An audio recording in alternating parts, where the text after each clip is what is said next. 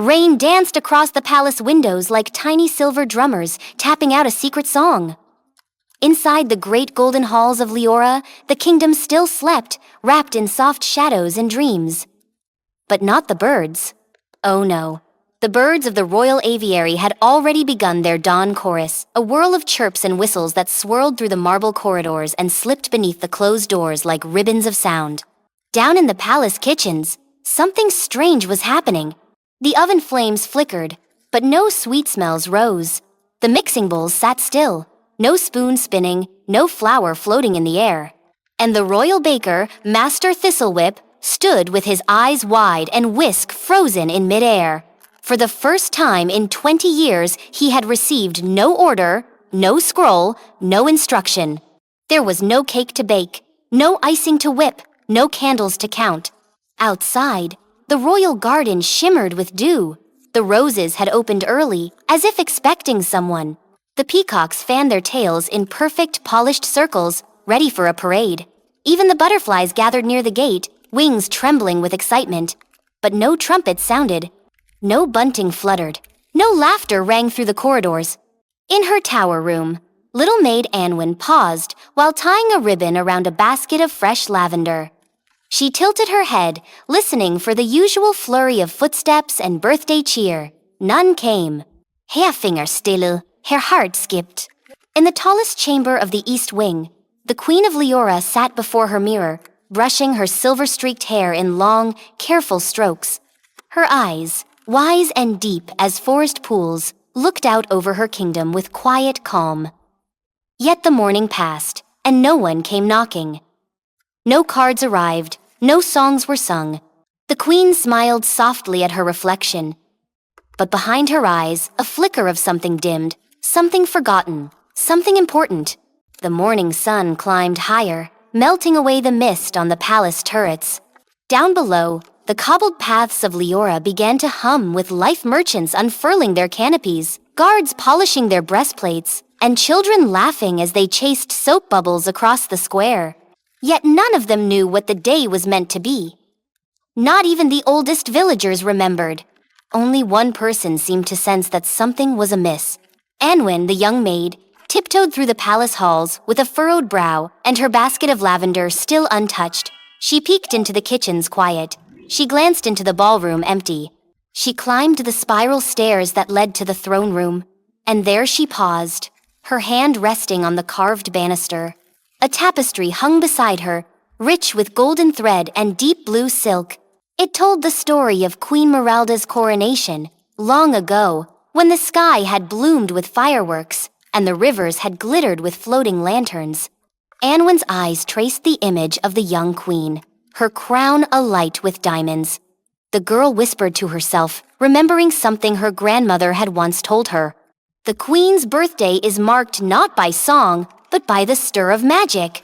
Anwen's gaze darted to the windows. Outside, the birds were still restless, flying in tight circles above the castle. The roses turned their heads toward the throne room, as though waiting for someone to arrive. And beneath the clouds, a single silver moth fluttered across the sun. She gasped. The silver moth was no ordinary insect. It appeared only once a year, on the queen's birthday. It brought with it the gentle shimmer of enchantment, like moonlight dipped in dew. Its arrival meant joy, celebration, and a wish. But now, it flitted alone, unnoticed, unwelcome. Anwen rushed down the steps, her shoes barely touching the floor. She ran through the grand hall, past startled guards, until she reached the royal historian's room. It was a cozy chamber filled with scrolls, dusty tomes, and the soft ticking of an enchanted hourglass. Master Cedric, the historian, sat dozing in a velvet chair, his spectacles slipping down his nose. Anwen didn't knock. She didn't wait. She simply said the words that lit the fire. The queen's birthday has been forgotten. Cedric's eyes snapped open. He blinked. Once, twice. Then he sat bolt upright, knocking over a pile of parchment. Forgotten impossible. But the truth crept in. Undeniable. He had written no speech. Sent no reminders, prepared no scrolls. The royal calendar, gilded with gold ink and hung on the chamber wall, showed the date clearly. Today, The last day of Blossomtide, the Queen's birthday. Cedric stood in a flurry of motion, calling for scribes, shouting for pages, but they were too late. The day was already half spent, and not a single ribbon had been hung. Meanwhile, in the Queen's tower, silence stretched long and strange. Queen Meralda, wise and kind, had not mentioned her birthday once. Not to her advisors, not to her maids, not to anyone. She simply went about her day, writing letters to distant kingdoms, tending to the tiny plants on her windowsill, and feeding the golden fish in her bowl.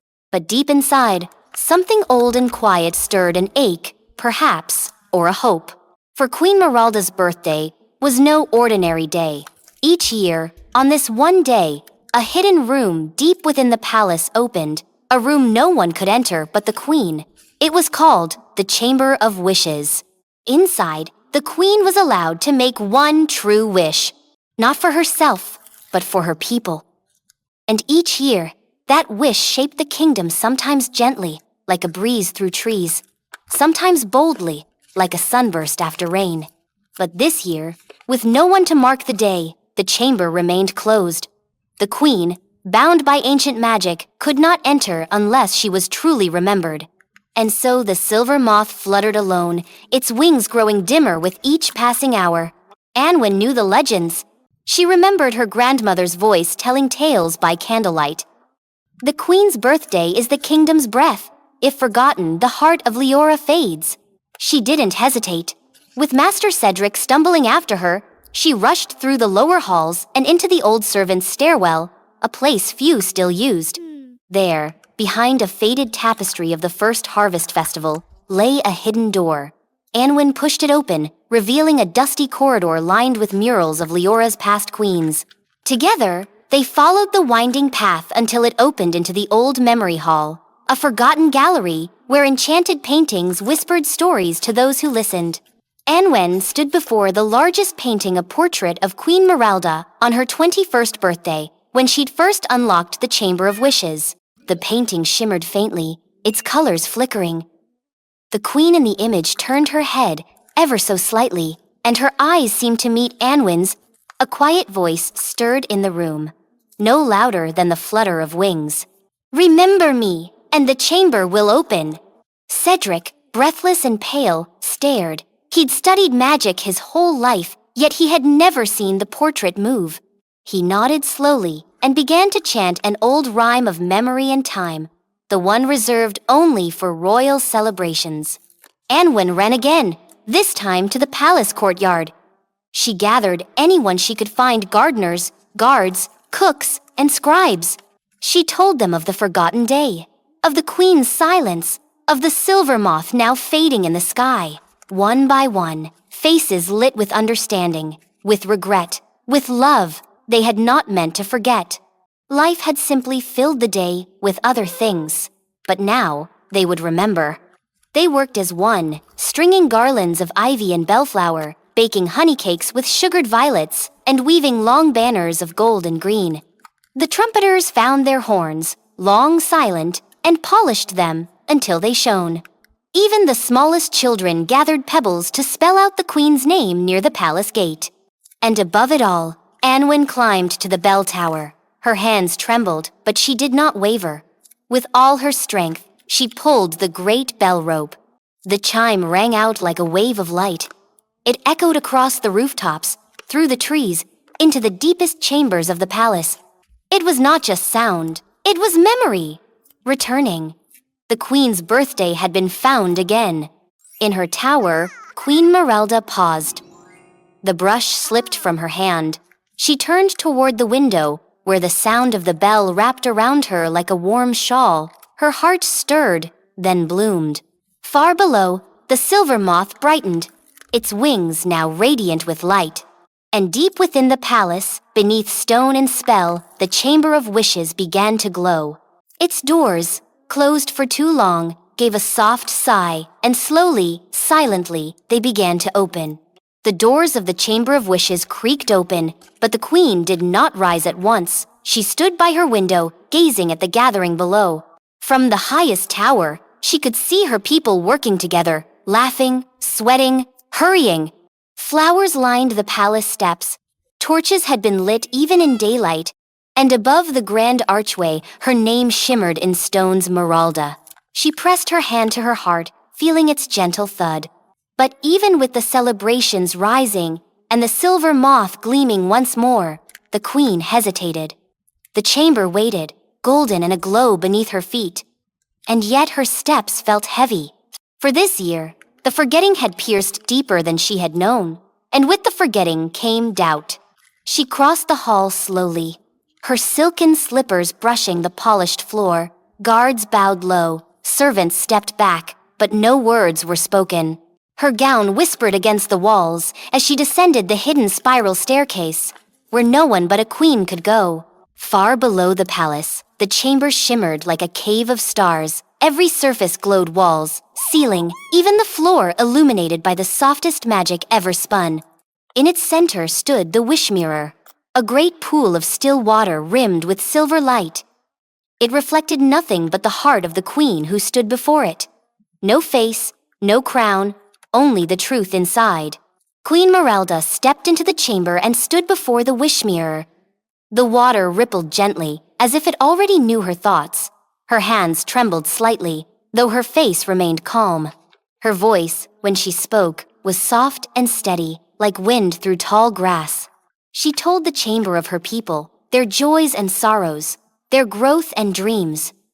She spoke of harvests and winters, of festivals and quiet days, of laughter in the kitchens and stories whispered at bedtime. She told of Anwen's courage, of Cedric's devotion, of the guards who never failed their watch, and finally, she told of the forgetting. Her voice faltered.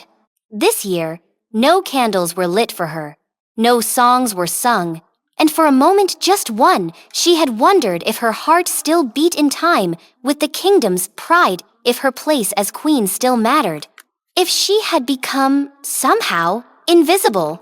The wish mirror shimmered, then stilled. It did not show an answer, only waited.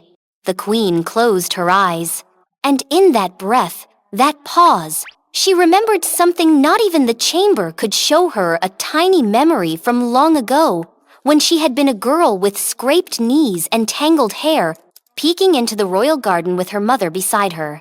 Her mother had said, "A queen's light is not in how many remember her face, but in how many carry her kindness." Meralda opened her eyes. She knew her wish, but before she could speak it, the chamber darkened. A shadow crept across the glowing walls. The silver light flickered, and the water in the wish mirror trembled. The silver moth, which had hovered just outside the chamber's reach, beat its wings wildly, casting frantic patterns of light. The queen turned sharply. From the deepest part of the chamber's edge, something stirred, a figure of mist and memory. It rose slowly, shape-shifting, curling like smoke into the form of a pale, thin woman in a cracked crown. Her eyes were hollow, her voice no more than a sigh of forgotten dreams. It was the spirit of the unremembered.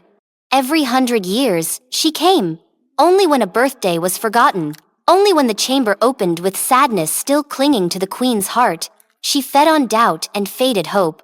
And now, she reached out long, shadowy fingers toward the queen. She whispered wordlessly, her presence cold and heavy. The queen's heart thudded once more, and the silver moth faltered in the air. The chamber's glow dimmed. Queen Meralda stood her ground. She did not step back. Her voice remained steady, even as the shadow's chill reached her skin. She spoke not to the spirit, but to the chamber. She wished not for gold, nor peace, nor riches, but for remembrance. Not of her name, nor her crown, but of kindness.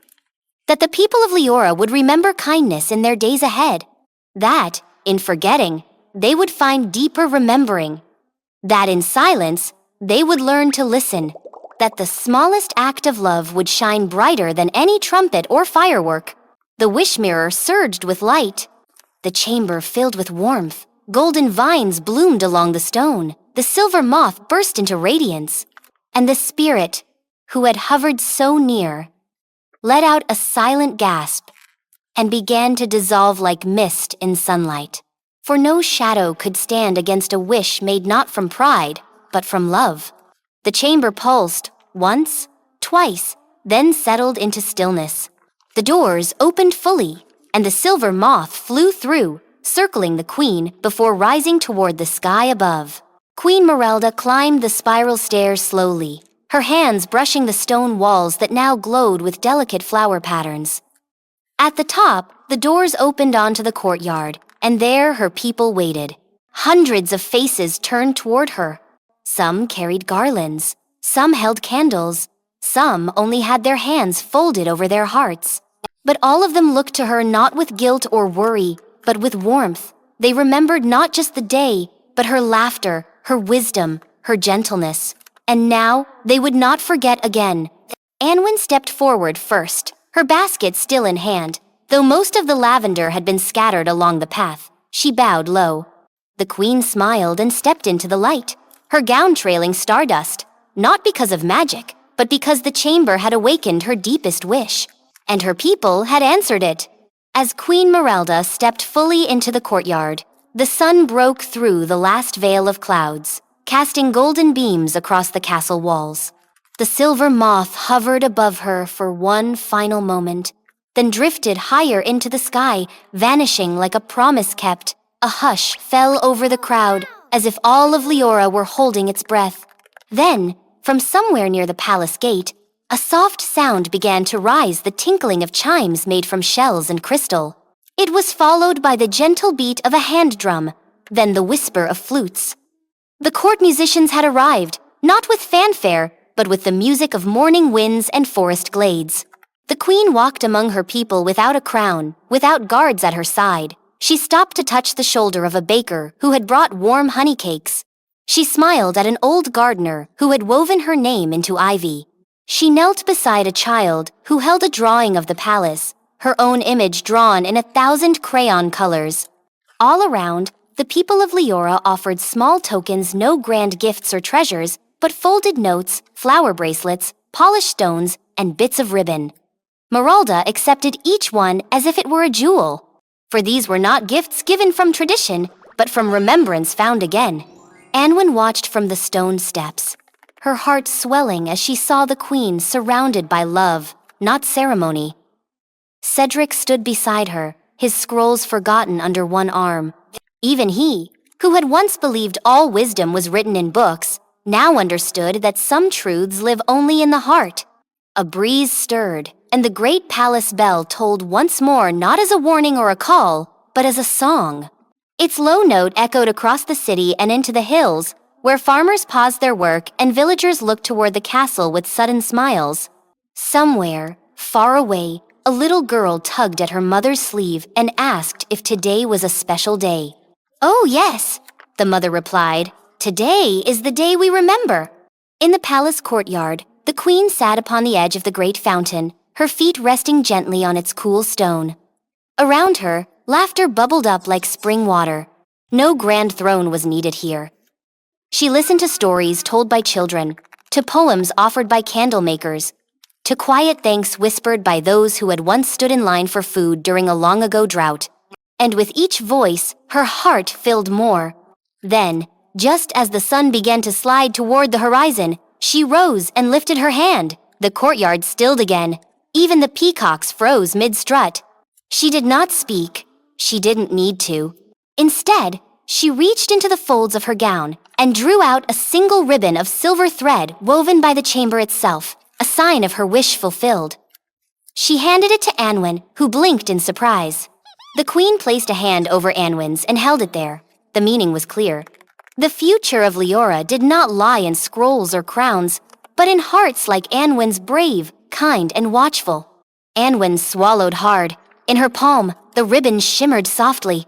She clutched it close, not out of pride, but out of quiet wonder. That evening, as stars began to wink above the turrets and towers, the people of Leora gathered on the hill behind the palace. The queen joined them, walking without guards, without robe or title, only as Merelda. They sat in circles. They lit lanterns, not in rows or ranks, but as families, as neighbors. Each lantern held a tiny slip of paper, a memory written by hand. Some read of the queen's fairness during a stormy season. Some told of her laugh when she visited the village fair. Some, even simpler, told how she once helped a lost child find her way. As the lanterns rose, they lit the sky with more than flame. They carried the soul of a kingdom. Merelda watched until the last lantern vanished among the stars. Then she closed her eyes. She no longer felt forgotten. She felt whole. Back in the chamber beneath the palace, the wish mirror stilled into glass, its surface smooth and glowing.